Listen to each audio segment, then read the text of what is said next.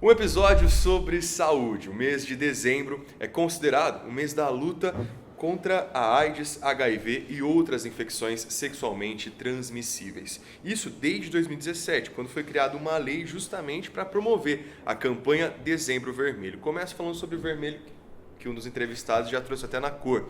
Ela representa o laço, que faz menção, o símbolo aí contra a AIDS. O mês também foi escolhido pelo Ministério da Saúde em razão do Dia Mundial de Combate à AIDS, que é comemorado no dia 1º de dezembro. Eu já aproveito para apresentar meus convidados especialistas que vão nos ajudar a desmistificar todo esse tema. Começo apresentando para vocês o Matheus Maia. Primeiro que é meu amigo, meu colega de faculdade. Ele é comunicólogo, formado em jornalismo pela Universidade Federal de Uberlândia, apaixonado por moda, cultura pop e exploração de novos destinos pelo Brasil e pelo mundo. Essa parte é dele, viu? Aspirante atleta de crossfit e vendo com HIV há quase uma década. Ele compartilha as experiências que refletem resiliência, estilo e autenticidade nas redes sociais. Eu já acompanho faz tempo. E agora vocês vão ter o prazer de conhecer também, né, Maia? Sei, obrigado, João. Nossa, fiquei até lisonjeado com essa introdução aí agora. Mas obrigado, viu? Prazer ter você aqui junto com a gente. Prazer é meu. A doutora Priscila Martins também participa desse papo. Ela que é médica infectologista, formada também pela Universidade Federal de Uberlândia, é coordenadora do Serviço de Controle de Infecção relacionada à assistência à saúde do Hospital Municipal e o Hospital Santa Catarina. E é infectologista do Ambulatório de Infecções Sexualmente Transmissíveis, AIDS, Herbert de Souza, que funciona aqui em Uberlândia, isso desde 2015. Muito bem-vinda também, doutora. Obrigada pelo convite, é um prazer estar aqui falando a respeito desse tema que é tão importante. Já se sinta em casa também, já faz parte desse bate-papo. E eu queria começar falando justamente sobre bate-papo, conversa. Eu vim para cá pensando na hora de gravar esse podcast, que a gente vai compartilhar com o pessoal do Bitar Podcast, sobre a primeira vez que eu tive contato com esse tema, com esse assunto. É uma conversa que muita gente lida ainda como um tabu, né? Às vezes evita essa conversa, muitos pais não sabem como fazer isso e até tem muitas explicações para isso. Mas eu lembro que a primeira vez que eu ouvi o termo, que eu fui conscientizado sobre esse trabalho, foi na escola, num laboratório, durante uma aula de ciências. Vocês lembram da primeira vez que vocês tiveram esse bate-papo? Eu me lembro da primeira vez que eu entrei em contato com o assunto, também foi na escola. Mas diferente de você que foi numa aula de ciências, na minha foi uma aula de literatura. Não sei se todos já tiveram a oportunidade de ler um livro que chama Depois daquela Viagem, que é da Valéria, me esqueço o sobrenome dela, em que ela conta justamente a experiência dela em descobrir que vivia com o vírus. Então, assim, foi o primeiro contato e foi muito esclarecedor assim, na ocasião. Não, eu lembro também, mas o meu foi na 4ª série, na aula de biologia, ciências, né? Biologia no ensino médio, na aula de ciências também. E eu lembro que foi muito traumático, porque a minha professora colocou várias imagens, assim, bem tensas, e aquilo ficou muito memorizado na minha cabeça, assim, mas depois a vida correu, não ouvi falar. Eu acho que na época de estudar para o vestibular, estudei alguma coisinha ali na área de biologia até então, mas depois só com diagnóstico mesmo. Em casa é difícil ainda ter essa conversa, né? Muitos pais evitam. Por quê, doutora? Eu acho que justamente por conta desse cenário que o Matheus foi exposto na infância. Eu acho que as infecções sexualmente transmissíveis, elas são passadas como algo amedrontador, né? A intenção, eu acho que é dar medo. Ao invés de levar informação, eu acho que o intuito que as pessoas têm de se evitar as ISTs é traumatizando as pessoas, né? E acaba sendo um assunto delicado em casa, porque a sexualidade é muito delicada ainda, né? Para várias famílias de abordar, né? As crianças. Então, eu acho que é nesse sentido, a minha opinião é Eu acho que, complementando a fala, eu acho que as famílias, né, em si, o contexto social não entende que as crianças são corpos, né? Que elas têm desejos, que elas têm necessidades. E aí se joga um véu preto sobre isso, no sentido assim, não vamos ver, porque minha criança, meu filho, ele nunca vai ter relação sexual, ele nunca vai fazer nada. Então evita-se esses diálogos, né? Por exemplo, Quando o rapaz entra na puberdade, já tem um diálogo mais fácil, né? Mas é sempre com um tom muito sexual do homem, de te perder a virgindade e tudo mais. Já a mulher é sempre um assunto muito retraído, e eu acho que aí nessa retração de tentar segurar, se coloca muito estigma em cima desses assuntos. E eu acho que se tivesse esses diálogos mais abertos, alguns cenários seriam diferentes.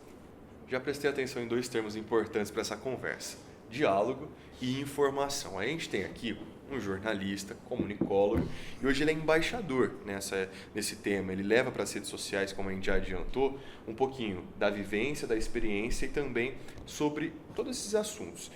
Maia, eu queria saber de você, a partir dessa realidade que a gente está conversando, qual que é o melhor caminho para iniciar uma conversa sobre esse tema?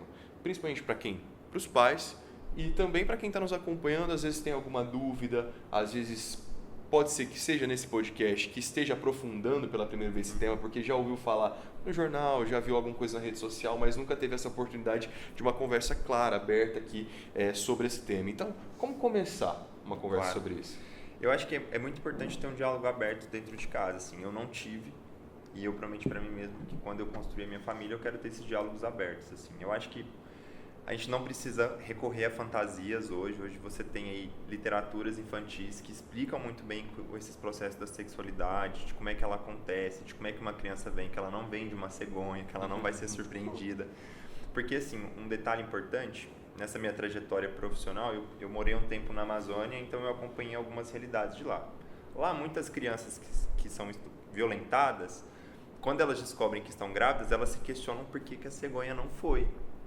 Tipo, eu não vi a cegonha, ou eu não vi o boto, mas na verdade, porque ela não tem essa noção. Então eu acredito que o primeiro passo é esse diálogo aberto. A gente não tem que falar da sexualidade com tabu dentro de casa, então é abordar. Então tá percebendo uma inquietação, ou a criança está numa fase de dúvidas, né, de questionamentos, não tolir a criança naquele momento de dúvida, principalmente. Ou se está assistindo alguma coisa com a criança e percebe uma insegurança, uma insatisfação naquela situação, tentar normalizar aquilo e conversar. Porque eu acho que a partir do momento que a gente normaliza esses assuntos dentro de casa, você começa a crescer com uma dimensão de que aquilo pode acontecer, do que aquilo de fato, e assim você vai construindo, né, suas informações, né, dentro desse processo de socialização. Eu, por exemplo, fui uma pessoa que fugi totalmente fora da curva. Então, por exemplo, a primeira pessoa que eu contei o meu diagnóstico foi meus pais. E foi uma loucura o primeiro momento ali, eu entendo sobre isso com eles, mas foi necessário. Então eu entendi também, depois de algum tempo, que eu precisava ter esses diálogos abertos com eles, assim, para eles entenderem, quebrar os preconceitos que eles já tinham, né, porque eles viveram aquele momento do boom, da AIDS e tudo mais no mundo. Então eu precisava conversar para que eles tivessem ciência de que não era o fim do mundo para mim, assim, era só um novo começo. Então, eu acho que o principal ponto é esse, é o diálogo aberto. Só para a gente não perder o fio da meada. Priscila, eu queria saber de você, não sei se existe um momento certo, mas qual é o momento ideal para que as pessoas tenham já informação sobre esse tipo de coisa? Olha, eu acho que é de acordo com o que vai surgindo a curiosidade. Eu acho que nesse sentido que o Matheus falou, eu acho que desde a primeira infância, a gente tem que incentivar os nossos filhos a confiar na gente e a se sentirem confortáveis em trazer qualquer tipo de assunto. E eu acho que essa questão de mudar de assunto, de tolir, é muito ruim. Então, é de acordo com o que vai trazendo a curiosidade, né? E aí eu acho que cabe aos pais também se informarem para passarem informações seguras, né? Informações corretas para as crianças. Eu acho que as crianças de hoje têm muito acesso à informação. E a gente sabe que muita informação é equivocada. Então, não adianta os pais quererem esconder alguma coisa ou vamos deixar para depois, porque elas vão conseguir uma informação. E eu acho que o grande problema é essa informação vir errada, né? Então, eu acho que é conforme vai fluindo mesmo. Eu não consigo definir uma idade para se abordar. Eu acho que desde sempre, desde que chegar o assunto em casa, né? Eu ainda não sou pai, mas sou filho. Eu consigo imaginar um pouquinho dos meus pais, porque muitas vezes, ao momento que a gente queria conversar, tirar alguma dúvida, justamente por esse gesto de confiança, eles trocavam de assunto ou preferiam falar de algum outro assunto. existe muito tabu sobre isso, mas é necessário uma conscientização que falar sobre isso também é uma maneira de cuidar e de proteger, né? Sim. Eu acho que tudo que envolve, né, sexualidade, eu acho que os pais ficam com receio de estar estimulando. E não é. Se está chegando a conversa, é porque a criança tem curiosidade. É claro que você não vai falar para ela alguma coisa que ela não está preparada para ouvir.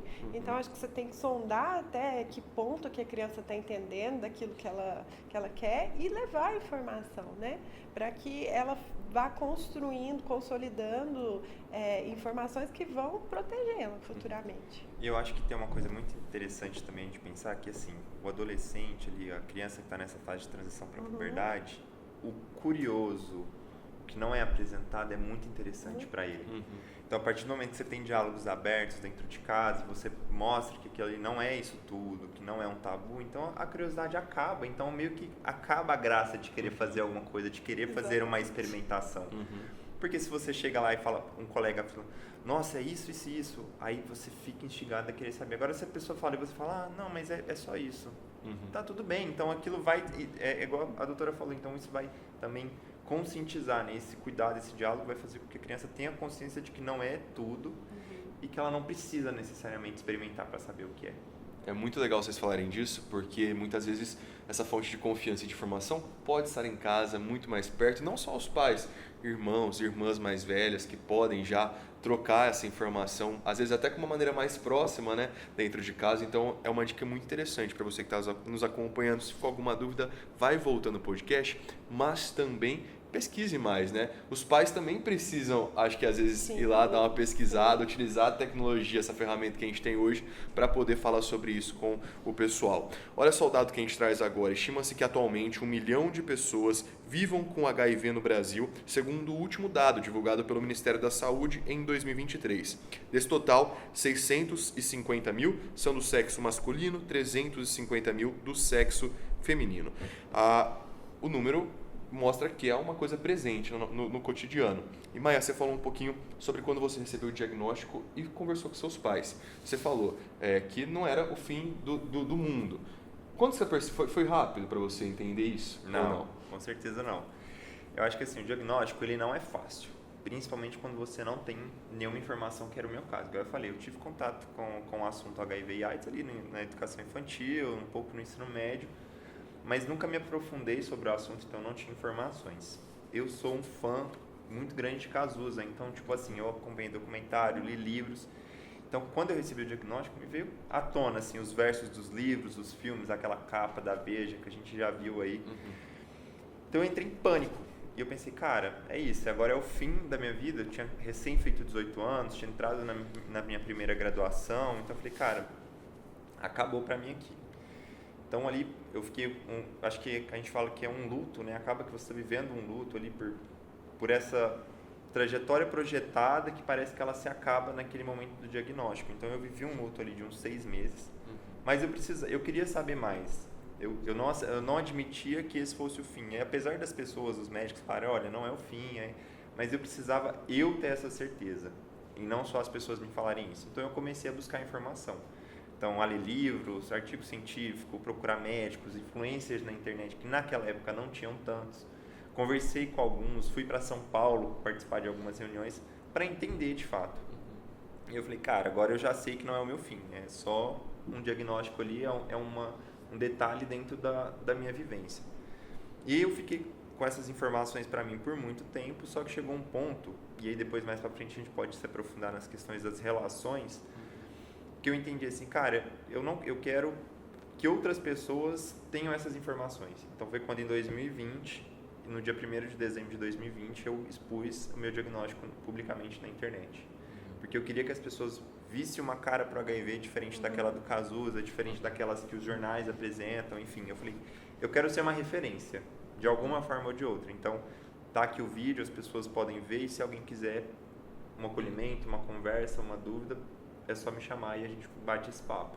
Então, para mim foi muito importante, mas foi um processo de construção, porque é isso, a falta de informação, eu falo isso sempre, reforço sempre, o HIV ele não mata, mas a falta de informação sim, o preconceito sim.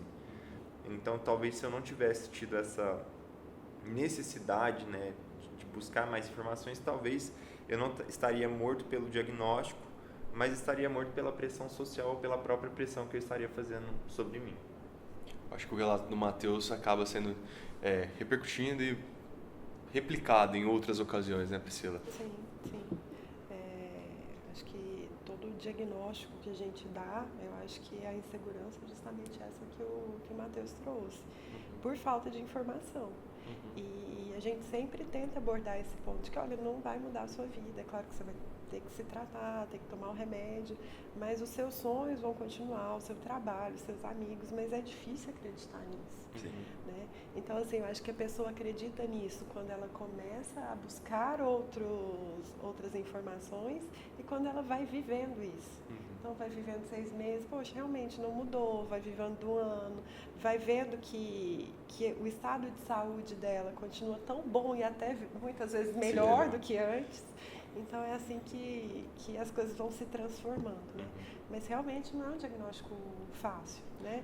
Justamente por isso que o Matheus falou, pela ignorância das pessoas. Eu acho que, na mesma linha que ele está falando, eu acho que o grande problema do HIV e da AIDS é não saber. Não saber do diagnóstico e não saber sobre a infecção. Né? Antigamente o pessoal usava o termo doenças sexualmente transmissíveis. Esse termo mudou, né, para infecções sexualmente transmissíveis. Por quê? Porque às vezes as pessoas têm o agente, né, da infecção, mas não estão doentes. São pessoas assintomáticas, né, sem sintomas. E aí, nesse sentido, mudou-se o termo. E uma coisa que fiquei sempre com dúvida, inclusive nas aulas de ciência e biologia, aquela questão de ter o HIV, mas não ter a AIDS, não sei se eu falei corretamente, mas existe essa situação. Como é que funciona também isso? Existe. O que causa a AIDS é o vírus da imunodeficiência adquirida, que é o HIV. Mas nem toda pessoa que vive com HIV apresenta a doença. Então, o vírus, ele, dentre várias coisas que ele ocasiona no organismo da pessoa, ele ataca células de defesa. Então, ele vai fragilizando a imunidade dessa pessoa. Quando a pessoa tem a síndrome da deficiência imune, aí ela passa a ser considerada como tendo a doença, como tendo a AIDS. Mas isso é totalmente reversível, então eu posso ter um paciente que às vezes diagnosticou no momento muito tardio, já em doença, e que a gente consegue reverter isso para uma pessoa que vive com o vírus, mas que não está doente. Eu falo isso sempre para meus pacientes. O fato de viver com o vírus não te torna uma pessoa doente. Mas tem que ter o tratamento. Claro. E só fazendo um parêntese, eu acho que a doutora me corrija se eu estiver errado, mas ninguém morre pela AIDS. Você morre por doenças oportunistas. Exatamente. Porque a sua célula de defesa, né, seu organismo fica muito vulnerável, então uma gripe que seria normal, ela vai se tornar um quadro de pneumonia, então você vai morrer pela pneumonia. A AIDS, ela não mata de fato. O que mata são as doenças oportunistas, porque o seu organismo não tem células de defesa. Eu acho que é muito importante que algumas pessoas ainda tenham esse discurso, nossa, fulano morreu de AIDS, ciclano morreu de AIDS. Ninguém morre por AIDS. As pessoas morrem por doenças oportunistas ocasionadas pelo quadro de AIDS. E por isso que a prevenção e o tratamento são tão importantes nesse processo. Vamos falar um pouquinho do diagnóstico, então, porque pode ser, inclusive, a dúvida de muitas pessoas. Hoje se fala muito sobre prevenção, né? Mas como que funciona esse processo do diagnóstico? Como é feito? Onde que as pessoas podem procurar? Hoje o acesso à testagem, né, foi muito facilitado. Então a gente tem vários tipos de testes que são feitos com saliva, com gotas de sangue e ficam prontos em 20 minutos. As pessoas têm acesso a esses exames em farmácia, que elas podem adquirir por conta própria, ou tem os centros de testagem, né, fornecidos pelo SUS, por exemplo. São gratuitos. São gratuitos. São testes mais acessíveis. E a gente tem os testes laboratoriais também, né, de anticorpos. Mas, assim, qualquer pessoa, né, em atividade sexual pode procurar uma unidade de saúde pública e fazer a solicitação do seu exame. E a orientação que seja um exame de rotina? Sim, eu acho que todas as pessoas que têm uma vida sexual ativa estão, de uma forma ou outra, expostas ao vírus. Então, eu acho que é um exame que tem que fazer parte da rotina. E eu acho que é muito importante também lembrar que, assim, infelizmente, o HIV e a AIDS ela ainda tem um estigma para uma comunidade, né? Que é um grupo de risco, que são as pessoas LGBTs, principalmente homens gays. Você citou o caso do Cazuza, né? Que acaba personificando essa doença perante um artista que ele foi.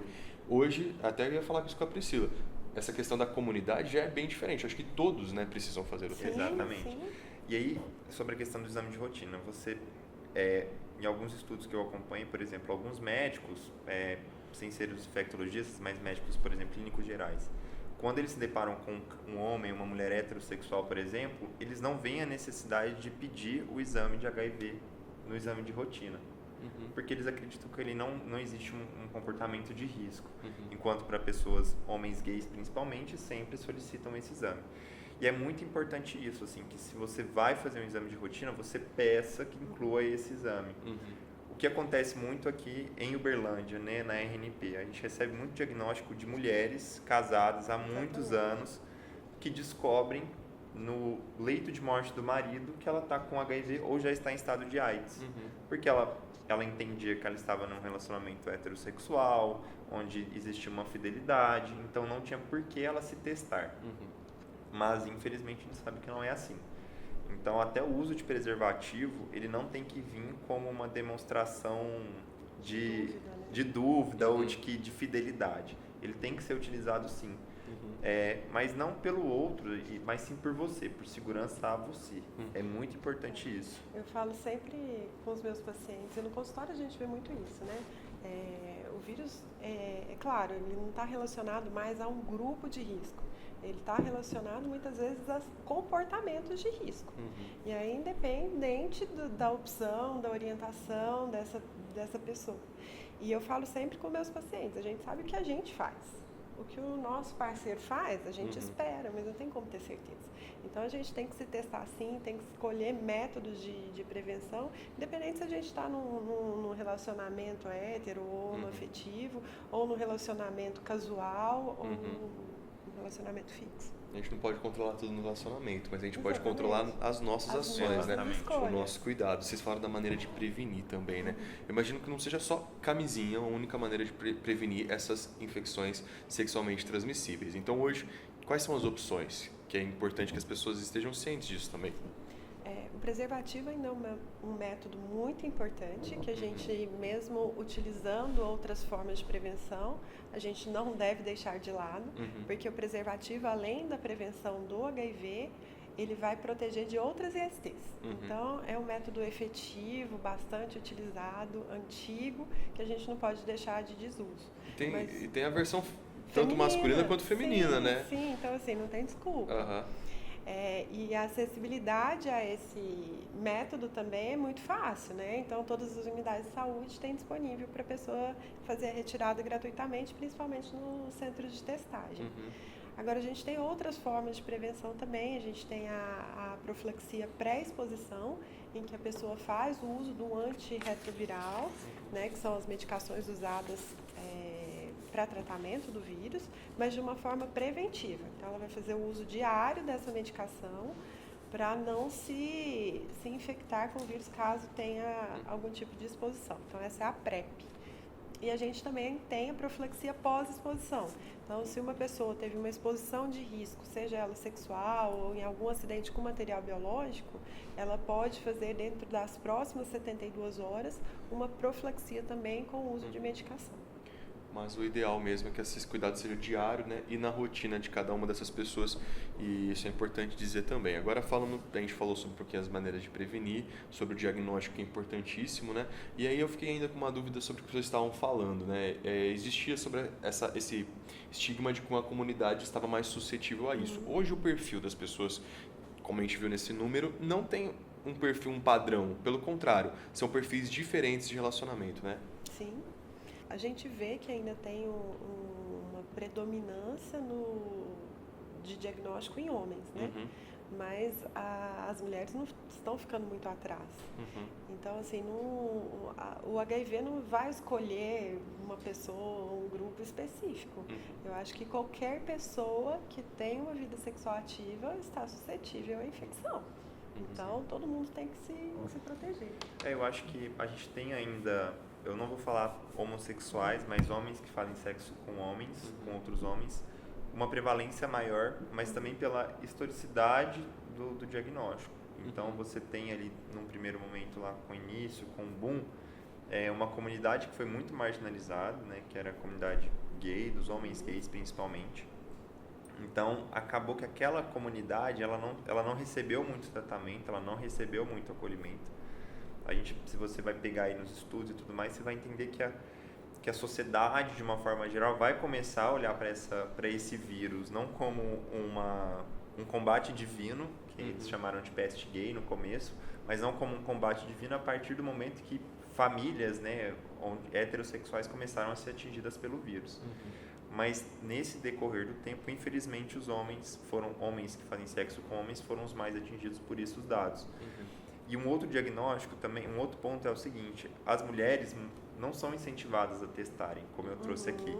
Então não tem como a gente ter um parâmetro igualitário, porque você vê dentro dessas pesquisas, né, da UNAIDS, enfim, de outras instituições, que os homens sempre são mais, mas acaba porque a quantidade de homens que são testados e têm o seu diagnóstico acabam recebendo. E ainda, só puxando um pouquinho, a testagem também é uma profilaxia, também é um método de prevenção, porque você saber o seu diagnóstico, entender como é que você está em relação ao HIV e outras ISTs, também é uma forma de se prevenir, de se cuidar. E pensando nisso, doutora, qual que é o perfil das pessoas que chegam no consultório? São mais pessoas querendo se proteger, se prevenir, se cuidar, ou já aquelas pessoas que estão naquela hora do desespero, com medo de alguma coisa? Olha, nos últimos anos a prevenção tem tomado um espaço que tem nos deixado muito felizes. Então nós estamos sendo procurados por um número maior de pessoas que querem se proteger. O que nos preocupa ainda é que essas pessoas que estão buscando proteção, na sua grande maioria, são homens que fazem sexo com homens. Então, mulheres hétero procuram muito pouco, homens hétero, então, é dificílimo, como se estivessem, né, totalmente blindados de qualquer coisa. Mas o perfil meu de atendimento, a grande maioria ainda é para tratamento. É um relato de alguém que está no dia a dia, que está ali na ponta desse tratamento. Então é importante que você esteja consciente, busque isso no centro mais próximo, essas unidades que oferecem não só os testes gratuitos, mas essas maneiras de prevenção e até muitas vezes uma conversa que muitas vezes não encontra em casa e que nas redes sociais, às vezes pode procurar, né, o consultório para poder conversar com o especialista, esclarecimento. E, de novo, não tem uma idade certa, existe um momento ideal. A partir do momento que já tem essa exposição a essas atividades sexuais, é importante que tenha essa consciência, uma maneira de proteção e assim vai tocando a vida. Agora vamos falar um pouquinho também do tratamento. O Maia já compartilhou muito da vivência dele, que ele traz nesse relato desde 2020. Eu lembro bem quando você publicou nas redes sociais aquele vídeo transparente e muito importante, com muitas informações de um relato, né? Eu acho que no mundo de hoje, diante de tanta coisa que a gente está exposto, acho que muitas vezes a gente tem aquela dificuldade de encontrar um reconhecimento. A gente acha que só nós, dentro de tantas bilhões de pessoas, se não me engano são 7, né? Eu não sou muito bom de matemática, mas só nós estamos passando por aquilo, né? Então, acho que acredito que quando alguém expõe alguma coisa e você se identifica, não precisa ser 100%, mas um relato parecido, eu acho que ajuda você ter força nessa caminhada. E eu queria saber, eu vi o vídeo, quero saber como foi a repercussão isso lá na sua casa, com você. Claro. Quando chegaram relatos, quando chegou muito apoio, eu acredito, e muito pedido de ajuda também. Então, como que foi isso para você? Eu brinco no vídeo, inclusive eu falo que eu saí do armário pela segunda vez, né? Porque enquanto um homem gay a gente acaba saindo em algum momento, e eu falei que eu saí pela segunda vez no vídeo. Mas foi todo um processo de preparação mesmo.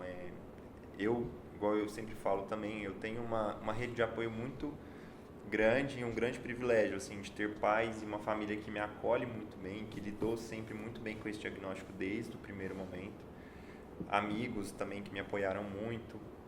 Então eu tinha naquela época eu tinha duas preocupações, minha carreira profissional. Eu ainda estava na faculdade, eu pensava assim, cara, e se eu me expor aqui, enfim, me manchar no mercado, ninguém quiser me contratar, ou se eu for mandado embora de onde eu estou. Então eu fui falar com os meus gestores na época. Eu lembro que eu reuni os 3 e conversei com eles para explicar o motivo pelo qual eu estava fazendo. E aí eles falaram, não, a gente te encoraja, não precisa ter medo que a gente vai estar aqui para você se acontecer alguma coisa. E aí depois eu fui falar com meus parceiros, né? Parceiros, eu tive 2 namorados antes de fazer esse vídeo. Então eu procurei eles, falei, ó, eu tô com esse planejamento, eu vou fazer esse vídeo. Então assim, a gente tem pessoas em comum e elas podem vir questioná-los. Mas com eles já não foi uma questão de permissão. Foi só para avisá-los de que isso ia acontecer e que provavelmente eles seriam questionados sobre alguma coisa ou outra. Mas foram muito bem receptivos nesse ponto. Então eu lembro que eu publiquei esse vídeo às 10h45 da manhã do dia 1º de dezembro de 2020. E eu publiquei e guardei meu celular. Falei, agora eu não quero ver o que vai acontecer, eu vou deixar. Mais tarde, depois que eu acabar minhas coisas, minhas obrigações aqui no trabalho, eu pego o celular para entender o que está acontecendo. Só que não foi possível, porque assim, as pessoas que estavam no meu ambiente de trabalho começaram a falar: Matheus, já tem 1000 pessoas visualizando, já não sei quantas 1000 pessoas estão vendo, tem não sei quantos comentários. Então eu retomo e começo a ver. Muitas pessoas que não sabiam e que me deram apoio. Os meus amigos de faculdade, João também foi uma pessoa dessa, a Marina que está aqui nos nossos bastidores também. Então, todas essas pessoas foram muito primordiais para mim, assim, entender que eu tinha esse acolhimento e esse recebimento. Então, foi um vídeo que atingiu muitas pessoas. Eu recebi contato de gente de outros países, brasileiros que moram em outros países, que me procuraram, falaram: o vídeo chegou aqui, eu estou muito feliz. E a gente estava num período de final de pandemia ali, então era uma situação de todo mundo estava em casa, com os celulares o tempo inteiro nas mãos. Então é igual você falou, João, eu acho que o principal ponto foi para algumas pessoas elas verem e se reconhecerem. No privado eu recebi muitas mensagens de pessoas do meu ciclo social que tinham o diagnóstico, mas que ninguém sabia e que tinham muito medo, muito receio, e falaram: cara, obrigado por isso, porque agora eu sei que eu tenho alguém para contar, eu tenho alguém que eu consigo ver e falar assim, não é o fim do mundo. Então isso para mim foi muito importante. Então, até hoje eu ainda recebo algumas perguntas, alguns desabafos, e eu tento fazer os direcionamentos. Dependendo do que for, eu mesmo passo. Se não, eu passo para um especialista, eu passo para o Edival, que é o diretor da ONG, passo para algum médico, para o próprio centro lá, para o IST do Ebert, que é aqui em Uberlândia. Eu direciono eles para lá, quando a pessoa é de Uberlândia, exatamente para eles terem esse movimento de se cuidar e de ter mais informação. Importantíssimo esse relato, né, doutora? Não, super. Eu fico, assim, muito emocionada com isso, porque a grande angústia dos pacientes é justamente não ter com quem contar. Então, ao contrário do que o Matheus falou aqui, não é a realidade da maioria. Então, eu tenho muitos pacientes que carregam isso sozinho, que carregam o diagnóstico sozinho, porque não tem o apoio da família, porque não tem uma rede de apoio que permita eles desabafarem a respeito disso. Então, muitos dos pacientes vão falar sobre o tema apenas nas consultas, né? E assim, a gente sabe que a falta de informação, que o preconceito ainda existe, então é muito difícil tomar uma atitude dessa, né, de abrir o seu status sorológico. Mas isso é muito importante e faz muita diferença, porque o Matheus é um jovem super saudável, então vai mudando o aspecto, a imagem que a gente tinha de pessoas que vivem com o vírus, né? Isso. Então a gente vai deixando aquela imagem da Veja que nos aterrorizou e até hoje ainda tem os seus fantasmas para trás. Eu acho que isso, assim, é maravilhoso. Só para contextualizar um pouquinho dessa capa de revista, né, principalmente para o público mais jovem, ícones da música, não só o Cazuza, como o Maia citou, mas também Freddie Mercury, Renato Russo, eles morreram em decorrência aí, do HIV, da AIDS e das complicações, como a gente explicou ao longo do podcast de hoje. Isso aconteceu na década de 90 e contribuiu também para que essa doença, enfim, essas infecções fossem vistas ainda com mais estigma, especialmente em relação à comunidade LGBTQIA+, por isso ficou muito marcado. A gente sabe que na década de 90 o poder da comunicação nesse sentido das revistas ainda era muito influente, muito mais que hoje, comparado até mesmo às redes sociais, mas não era algo plural como as redes sociais hoje, né? Então, são hoje, né?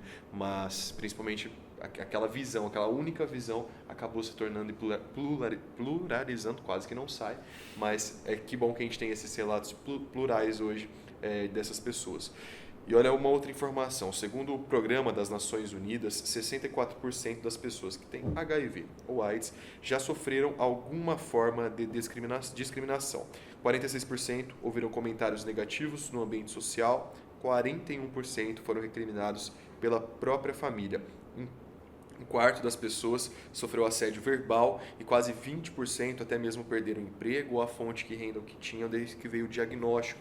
17% foram excluídos de atividades sociais por serem soropositivos e 6% relatam terem sido agredidos. Ou seja, ainda existe muito estigma e preconceito. É isso que você vivencia, Mala? Mas já aconteceu? Já. Eu falo assim, meu ponto de paz foi ter exposto de alguma forma meu diagnóstico. Porque antes disso, o que acontecia? Era sempre uma situação muito complicada quando você começava a se envolver com uma pessoa. Que você não sabe qual que é o nível de informação. Então você fica aquém, né, do outro e não de você. Então acaba que vai gerando uma certa ansiedade em você de... Será que é o momento certo? Será que eu vou falar? Será que eu devo falar? Se eu preciso falar? Então, para mim, né, nesses movimentos de conhecer uma nova pessoa, de me relacionar, era sempre muito complicado, porque eu ficava muito com isso e eu sempre tive 3 cenários muito claros na minha mente. Um que seria de eu chegar, contar o diagnóstico e a pessoa surtar e me xingar e, enfim, sumir. O outro cenário é da pessoa me escutar com receio, mas falar que aí a partir daquele momento ela não estava preparada para ter um relacionamento, para se envolver com alguém. E o outro cenário, que era um cenário muito raro, que era o de acolhimento, de você abrir o meu diagnóstico, a pessoa ouvir, claro, com algumas inseguranças, porque é normal, é natural que isso aconteça, mas a pessoa te acolher, né? E ficar com você, não pelo seu diagnóstico, mas por quem você é. Então, eu passei por esses 3 cenários. E aí chegou um ponto onde eu falei, cara, eu não quero ter esse desgaste assim, mais emocional, porque é um desgaste emocional porque você nunca sabe qual é o momento certo. Alguns profissionais ainda indicam que você não abre o seu diagnóstico, o que eu não concordo, mas enfim. Porque eu acho que, como a doutora falou, se a gente falar e der cara, né, nome aos bois, as pessoas vão entender que é possível ter uma vida. E eu já vivi, sim, muitas cenas, muitas falas violentas, até em mesas de bar das pessoas brincarem, ou usar, por exemplo, a palavra aidético, né, uma pessoa que está mais magra, ou que, enfim, porque aquela pessoa deve ser aidética, nossa, tá com cara de aidético, então isso violenta você, porque até eu ter o meu diagnóstico exposto, às vezes eu escutava isso numa brincadeira ou outra, e eu falava, cara, mas eu não sou assim, eu não tenho esse perfil, ou será que eu tenho? Então você começa a ter uma distorção de imagem consigo só. Esse medo também te aterroriza muito, assim, do mercado de trabalho e das pessoas não saberem falar. Então, para mim, o principal ponto você talvez dentro de casa, dentro do seu ambiente de trabalho, o ambiente social, você convive com uma pessoa vivendo com HIV e não sabe, muito provavelmente. Então, tome cuidado com o tipo de brincadeira, tome cuidado com o que você vai falar, com o comentário que você vai falar, porque aquilo pode magoar. Aquilo pode gerar outras reações naquela pessoa, inclusive de pessoas desistirem de fazer o tratamento, por exemplo. Tipo assim, eu já estou fadado mesmo, todo mundo já descobriu, eu vou largar a mão aqui. Então, é muito importante isso. Então, para mim, falar sobre foi muito bom, porque hoje eu tenho o meu parceiro, ele já me conheceu sabendo que eu tinha HIV, então eu não tive que ter essa conversa. As pessoas hoje me conhecem sabendo que está lá bem grande no meu Instagram que eu tenho HIV, eu sou uma pessoa vivendo com HIV. E eu acho que isso foi muito importante para mim, porque aí eu não tenho mais esse medo, assim, dessa violência. E quando eu estou em lugares onde eu vejo que essa violência vai acontecer, eu consigo me colocar, né? Me mostrar, olha, eu sou uma pessoa vivendo com HIV e isso não está legal, isso não é interessante, essa fala não foi agradável. Eu gostaria que você retirasse essa fala, porque não é interessante. Exatamente porque, às vezes, igual eu falo, você pode estar vivendo ou convivendo com uma pessoa que vive com HIV e não sabe, e essas brincadeiras podem gerar consequências na vida daquela pessoa. Não só brincadeira, como crime também, né? Porque é importante dizer que hoje existe a lei número 12.984, hoje não, já existe há 10 anos aqui no Brasil, que torna crime a discriminação contra a pessoa vivendo com HIV. Então, muitas vezes, aquela fala que pode parecer algo muito pequeno, ela tem um impacto muito grande, não só, acho que na rotina da pessoa, mas para toda essa comunidade. Então, é importante que, mesmo que diante dessas informações, as pessoas sejam muito conscientes do impacto disso tudo. Isso por conta de uma conta histórica, né, que a gente tem com essa questão. Acho que a gente desmistificar tudo isso. Tá aí a importância, inclusive, desse podcast, né? Sim, é trazer informação. os meus pacientes trazem muito essa questão que o Matheus falou, principalmente voltada para a questão de relacionamento. E eu achei interessante porque eu falo justamente para ele desses 3 cenários, só que eu coloco um 4º cenário, que é a pessoa abrir o diagnóstico e a outra pessoa fala assim, poxa, eu também vivo com o vírus. E que bom que você está falando isso, porque eu estava angustiado também, é uma angústia, né? Mas os comentários me trazem muito comentários que escutam de colegas que não sabem do diagnóstico, isso machuca muito, né? Então, eu acho que a informação, o acesso à informação, a informação de qualidade, vai fazer a diferença para as pessoas que vivem com o vírus, né? Eu acho que a gente tem que ter a sensibilidade e responsabilidade do que a gente fala, porque a gente não sabe o que as pessoas ao nosso redor estão passando, né? Sensibilidade é uma palavra importante, eu acho que para tudo, né? A gente não faz tipo de comentário ou até mesmo brincadeiras com tantas doenças, infecções, não tem porquê e a gente continuar. Isso não é engraçado. Não é engraçado para ninguém, pelo contrário, é importante, né, na vida de muitas pessoas. Falando um pouquinho sobre a transmissão, até para desmistificar, hoje as palavrinhas estão difíceis, mas vai sair nesse podcast, mas uma informação importante também, né, que o HIV ele não é transmitido por contato casual. Muitas pessoas acreditavam nisso, muitas pessoas ainda acreditam, muitas pessoas que não têm essa informação, tá aí a importância. A principal forma de transmissão é o contato com fluidos corporais, sangue, sêmen e fluidos vaginais. Isso não é o João Ricardo que está dizendo, é a Organização Mundial da Saúde, a OMS. Falando um pouquinho dessa forma de transmissão. Hoje é muito claro, principalmente para quem está iniciando essa vida sexual, como que se transmite o HIV? Acho que ainda não. Não, né? Não. Infelizmente não. Mas é isso que a OMS coloca, né? Não é todo contato que vai ter a transmissão do vírus. Então, eu posso conviver tranquilamente com pessoas que vivem com vírus e muito provavelmente a gente convive. Então, abraço, beijo, aperto de mão, usar o mesmo talher, o mesmo copo, abraçar, beijar, dormir numa mesma cama, isso não transmite o HIV de forma nenhuma. Então, a forma de transmissão são com fluidos que têm a presença do vírus. E não são todos os fluidos que tem. Saliva não tem, lágrima não tem, suor não tem, urina não tem. Então, assim, os principais fluidos que têm transmissão são o sêmen, o sangue e fluidos vaginais. E ainda assim, mesmo que a pessoa tenha o vírus, se ela estiver em tratamento, isso é muito importante, ficar muito claro. Se a pessoa estiver em tratamento, ela vai estar com a carga viral indetectável. E o que é, né, carga viral indetectável? A contagem de vírus no organismo dessa pessoa vai ser tão baixo que ela faz o exame. E o exame sai escrito não detectável. Não detectei o vírus nessa pessoa. É claro que ela tem que manter o tratamento. Mas enquanto ela estiver nessa condição de indetectável, mesmo se eu tiver uma relação sexual com essa pessoa desprotegida, eu não vou me infectar. Então, eu acho que isso tem que ficar muito claro. É uma transmissão zero, né? Isso. A gente falava muito sobre o I igual a I, mas acho que para deixar mais claro para as pessoas é isso, é uma transmissão zero. Uma pessoa que, assim como eu, faz o tratamento diário, se cuida, se previne, quando ela faz o exame de sangue, lá aparece como se eu não tivesse o vírus HIV. Então, a chance de eu transmitir o vírus para uma pessoa é zero, não existe. Não tem como. Como é que é o tratamento, Maia? É muito simples. Não é esse medo, esse bicho de 7 cabeças. É uma medicação que você pode tomar 2 comprimidos por dia ou 1 comprimido, como é o meu caso atualmente. 1 comprimido por dia eu tomo sempre pela manhã, por volta das 11 da manhã. E vida normal que segue, assim. E aí algumas pessoas ficam me questionam, tipo, mas e se eu esquecer e não sei o quê? Tá tudo bem. O indicado é, claro, fazer o uso diário. Esqueceu?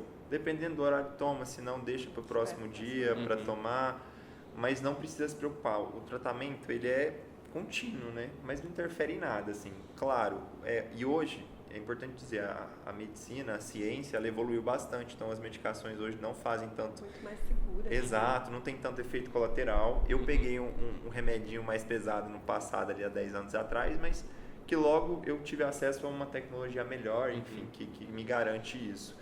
E você tem, eu acho que são mais de 50 esquemas, não é? São várias opções de esquema. E assim, eu acho que o tratamento evoluiu muito, né? Então, as opções que a gente não tinha no passado, hoje a gente tem de uma forma muito mais segura. O tratamento, lá na década de 80, 90, ficou conhecido como coquetel, né? Eu acho que, infelizmente, ainda é um termo usado, porque eu não tinha boas opções de tratamento, então eu tinha que fazer combinações de vários comprimidos e vários medicamentos, várias vezes ao dia, e por isso um coquetel de tratamento, um coquetel de comprimidos. E hoje não. Hoje, como o Matheus falou, a gente consegue tratar muito bem o paciente com um comprimido só e praticamente sem efeito colateral. Então, antigamente tinha-se muito efeito colateral, muito vômito, muita náusea, muita diarreia, alguns medicamentos que causavam alucinação, tontura. Hoje a gente não tem mais, né? Então se avançou muito e a gente tenta sempre individualizar o tratamento de acordo com a necessidade de cada paciente. Então eu tenho várias opções de montar esquemas que vão se adequar para tentar manter a qualidade de vida da pessoa que vai usar. Ô Maia, agora eu vou fazer uma pergunta para você. Quero que você seja transparente igual você nas suas redes sociais. A HIV já te limitou de alguma coisa na tua rotina? Não, em hipótese alguma. Eu até brinco, a doutora falou, acho que enquanto pessoa vivendo com HIV, hoje eu sou uma pessoa muito mais responsável comigo mesmo. Então eu me cuido muito mais, tenho uma atenção muito maior. E de longe eu acho que o HIV nunca me limitou assim, em nada. Assim, eu nunca tive medo ou receio ou quis parar por ter o vírus. Assim, porque, enfim, é um vírus, né? É um micro-organismo que não pode definir quem eu sou. Então nunca me limitou. Mas eu acho que, e às vezes que talvez me veio uma limitação, foi muito mais pelo social e não pelo vírus em si, entendeu? Explica pra gente um pouquinho melhor. Claro, às vezes foi muito mais medo de uma pressão social, de um preconceito, de uma fala, do que de fato do meu diagnóstico ou do vírus. Então sempre foi por terceiros e não por mim mesmo. Por mim, o vírus nunca interferiu em nada. E reforço, assim, é muito tranquilo viver e uma coisa que é muito engraçada que você comentou, porque existem vários outros tipos de infecções e doenças. Por exemplo, a diabetes, a pressão alta, enfim. São diagnósticos que todo mundo fala abertamente, que você debate sobre isso com um amigo, numa mesa de um bar, em casa. Vai limitar muito mais e vai gerar a muitas vida mais da pessoa. limitações. E as pessoas tratam isso com muita naturalidade, mas aí quando você fala que você tem HIV, putz, nossa, aí tem que parar, tem que fazer um clipe, uma pesadíssima. Sendo que essa pessoa ela não vai ter nenhuma limitação, pelo contrário, entendeu? Tipo assim, outras doenças, infecções geram limitações a longo prazo, o HIV não vai gerar isso, se você fizer o tratamento direitinho e tudo mais. Eu costumo falar que o grande problema de quem vive com o vírus são as outras pessoas. Sim. É a ignorância das outras pessoas, porque o vírus em si a gente consegue controlar muito bem. E o mais grave disso tudo é que para ignorância e preconceito não tem remédio, né? É só informação. É só informação, o tratamento até tem, que essas pessoas buscarem terapia Exatamente. e voltarem atrás com essa consciência tão importante. Ó, quando a gente divulgou o assunto do podcast de hoje, chegaram algumas dúvidas. A nossa produtora Marina Barquete, ela separou algumas perguntinhas que podem ajudar a quem está nos acompanhando ficar ainda mais próximo, mais familiarizado com esse tema. Uma delas é sobre aquela janela imunológica. Quando que é recomendado fazer o teste e se existe essa janela imunológica dentro desse tema. Como é que funciona? Qual que é a resposta para esse tipo de pergunta? A janela imunológica é um período em que a pessoa vive com o vírus, mas que o exame ainda não é capaz de detectar. Então, sempre que eu faço meus exames de rotina, mas eu tive uma exposição de risco, eu preciso esperar um tempo depois dessa exposição e aí vai depender muito do teste. Tem testes que com 15 dias eu já consigo um resultado definitivo, mas a maioria dos testes demora de 30 a 45 dias para me dar um resultado definitivo. Então, por exemplo, se eu tiver uma exposição hoje, o ideal é que eu faça a minha testagem daqui 45 dias, por exemplo, com um teste rápido. E aí, se eu fizer antes disso e o exame vier negativo, eu vou precisar repetir depois desse período. Para quem está com essa vida sexual ativa, há uma recomendação de um período? Quanto tempo é necessário fazer esse tipo de teste ou não? Então, o período de janela imunológica vai em torno de 45 dias, né? Mas eu acho que no mínimo 2 vezes no ano o adequado para a gente fazer essa testagem. Agora vocês falaram um pouquinho de ciência, né? Os avanços têm mostrado notícias muito boas e promissoras para ambas as áreas, mas principalmente também, eu acho que eu vejo da questão do HIV. Não vou entrar em detalhes porque não tenho essas informações agora completas para passar para quem está nos acompanhando, mas sei que já tem estudos sobre vacina, até um caso, se eu não me engano, nos Estados Unidos de um tratamento, não lembro se foi uma cura, enfim, não vou entrar nesses detalhes, talvez vocês... A gente tem 5 casos de cura no mundo todo, que é o paciente de Berlim, são 2 de Berlim, tem um na Alemanha, eu sei que são 5. Não vou saber as localizações. Algumas pessoas me questionam, mas você já teve cura, por que você não faz? O que acontece? Esses pacientes, eles têm, todos têm o mesmo cenário. Ambos tiveram leucemia, né, um câncer no sangue, então eles precisaram fazer uma transfusão de sangue. Acho que a doutora vai saber falar melhor que eu, mas acho que um transplante de medula óssea. E aí, nesse processo, os médicos identificaram pessoas que hoje já têm uma resistência, um cromossomo, eu acho, CR. Isso, tem algumas pessoas que têm uma mutação genética. O vírus, para ele perpetuar a infecção, ele precisa invadir a célula de CD4, né, que é a célula de defesa, que a gente falou mais cedo. E para ele entrar nessa célula, ele precisa de alguns receptores, como se fosse uma fechadura. O vírus se encaixa e entra. Algumas pessoas, por uma mutação genética, que a gente não vai saber o porquê, elas não têm esses receptores. Então, são pessoas que não se infectam com o vírus, de forma nenhuma. E aí foi isso que o Matheus estava explicando. Então, as pessoas tinham uma leucemia. Para o tratamento da leucemia, elas precisam fazer um transplante de medula. E esse transplante, ele cursa da seguinte forma. Eu sou uma pessoa com leucemia, então eu tenho que matar todas as células do meu organismo. Então, eu mato a minha medula óssea, que é onde tem a produção de células. E eu preciso de um doador. E aí, esse doador é um doador que tem essa mutação. Então, eu vou receber células que não vão se infectar pelo vírus. E aí, essas células do doador vão ser as que vão predominar no meu organismo. Então, o vírus do meu corpo não vai conseguir invadir mais células e vai acabar com a infecção. Só que o problema é que um transplante de medula não é uma coisa simples. É muito mais arriscado do que viver com vírus. Porque eu vou ficar totalmente suscetível se eu tiver uma rejeição da medula. Então, assim, é muito complicado, né? Então, ainda é necessário muitos estudos e avanços, mas já dá para ter um panorama mais positivo? Olha, eu acho que tem estudos muito promissores, inclusive estudos nacionais. Muitas pessoas, né, questionam, por que até hoje não se tem a cura do vírus? Porque o vírus, por si só, por ser um vírus, já é mais difícil de estabelecer uma prevenção, uma vacina, mas o vírus do HIV, em especial, pela forma como ele faz a replicação dele, a reprodução dele, e pelo número de mutações que ele sofre, é muito mais difícil de estabelecer essa cura. Além disso, o vírus ele se esconde em alguns pontos do organismo e eles ficam lá como se estivessem adormecidos. É difícil tirar eles de lá. Então, a cura envolve todo esse processo. Eu preciso acordar esse vírus, tirar ele de onde ele está escondido para eu conseguir eliminá-lo. Mas eu acho que tem estudos muito promissores nesse sentido e eu tenho muita esperança aí para esses próximos anos. Eu acho que a doutora falou tudo. Hoje a gente já tem por exemplo, alguns estudos de você tomar a PrEP, por exemplo, injetada, de 6 em 6 meses. Já estão trabalhando para fazer uma PrEP com adesivo, com microchip. Então, aí a medicina está evoluindo. Na verdade, ela já evoluiu. Olha, gente, eu em 10 anos de tratamento, eu já vi uma evolução, por exemplo, no tipo de medicamento que eu utilizo. Então, eu acredito que a um longo prazo, a cura, ela pode vir, sim, acontecer, mas independentemente se isso demorar ou não, viver com HIV não é uma sentença. Eu acho que, assim, hoje a gente já tem uma cura funcional. Sim. É claro, dependente do uso diário de medicamento, mas quem está usando é como se estivesse curado. Eu não posso parar de tomar o remédio, mas é como se eu não tivesse o vírus. Exatamente. Uma conversa clara, acessível, humanizada. Eu acho que a gente termina esse podcast de hoje com muita informação, não só para a gente, mas para que a gente possa compartilhar. Uma dica já?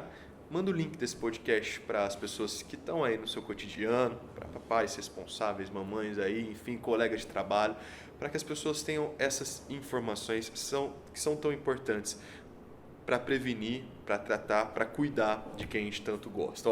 Só tenho a agradecer vocês. Matheus, foi um prazer revê-lo nessa mesa de podcast, viu? A gente se encontrava tanto na mesa do bar, não sei se eu poderia falar isso aqui nesse podcast, mas está falado já. Sim. Queria que você compartilhasse com o pessoal teu Instagram, tuas redes sociais, para que as pessoas estendam essa conversa. Caso tenha alguma dúvida, pode falar com o Matheus. Claro, obrigado, João. Bom, pessoal, me sigam lá no Instagram, é o @m.maiamorais, com i. Lá no Instagram tem alguns vídeos informativos, é um canal aberto para você mandar suas dúvidas, fazer questionamentos. E eu acho que, para a gente encerrar, assim, a minha palavra final é reforçar. O HIV ele não mata, o que mata é o preconceito e a falta de informação. Então, só de você ter assistido esse episódio, um textinho desse episódio, você já faz a diferença no mundo, tendo um pouquinho mais de informação. Então, compartilha isso e qualquer coisa pode mandar um direct lá que eu respondo vocês. Doutora Priscila Martins com a gente também. Tem alguma maneira de entrar em contato com você? E eu queria estender também, tem alguma fonte de informação, algum local que você recomenda que as pessoas estendam também essa conversa, caso tenha ficado alguma dúvida, caso queiram saber mais? Olha, a gente tem a fonte do Ministério da Saúde, que é uma fonte confiável, né? O site da UNAIDS, e de pessoas como o Matheus, né? Que fazem um trabalho, que vivenciam isso e que fazem um trabalho muito bom. Então, acho que é importante a gente ver a procedência da informação que a gente está tendo. Mas assim, eu agradeço muito a oportunidade, eu fico muito feliz de estar aqui debatendo sobre isso, trazendo informação e de alguma forma trabalhando contra o preconceito. Eu acho que isso é muito importante. Então, por favor, compartilhem o vídeo, levem informações, corrijam as pessoas que estão ao redor de vocês, né, sempre que possível, quando elas trouxerem alguma informação errada, algum comentário desnecessário. Acho que é esse que é o trabalho que a gente tem que fazer. Espero vocês de volta aqui para uma nova conversa. Para você, o meu recado é que o Bitar Podcast está nas principais plataformas de áudio. No nosso canal você encontra também assuntos variados. Acompanhe. Te encontro no próximo episódio. Tchau!